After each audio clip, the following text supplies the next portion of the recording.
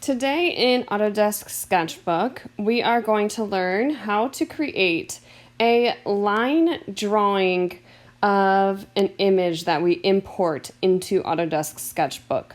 So there are a few major things that you are going to need to know. First, how to import a picture like this into your image. Second, how to create a new layer.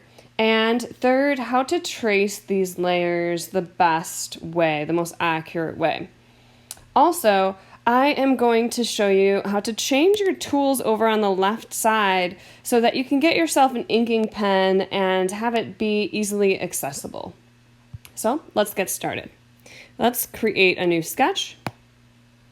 I'm going to stick with my presets of 2400 by 2400. Remember, nothing less than 2000 or it will get pretty pixelated. Okay, I've got a fresh new sketch open up here, and now I'm going to go and import a photograph that I'm going to trace. Up at the top of your screen, there's an image with a little bit of mountains and a plus sign. It's right next to predictive stroke. This is how you add a photo into Autodesk Sketchbook. Now I'm going to go through my photos and find an image that I want to trace. So let's say it's this image of my face. While this is open on your screen, you can adjust the size. So I'm going to have it focus on my face for right now.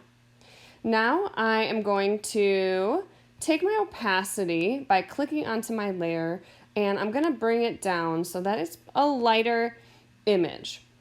Now I'm going to add a layer and make sure that that layer is on top, and I'm going to start to draw. Now on the left side are your drawing tools. These will have some sort of default tools on the side. So if you ever want to change them, we click down, we see our library. Now, right now I have the legacy ones on, so that's what you're going to change. But you might have these basic ones on, okay? If it's on your tools, it's going to have this little pin and it's going to be blue. So what I really like are these legacy tools over here. And in particular, when I'm doing inking, I really love this inking pen. So I am going to press the thumbnail, and it's going to change all of my tools on the left side so that my inking pen is right above my eraser, and I'm going to go back and forth with those.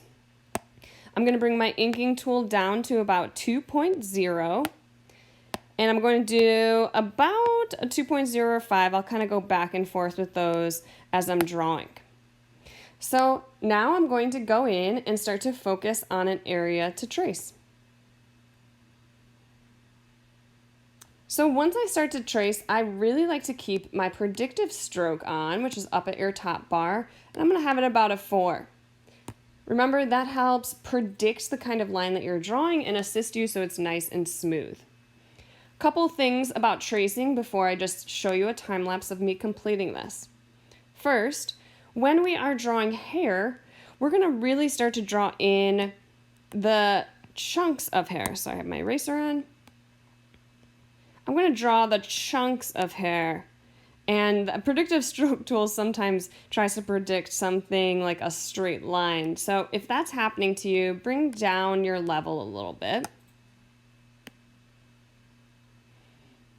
So you start to see the chunks of hair. So I see this chunk of a curl here. And when we get into coloring, we'll bring some more details into that.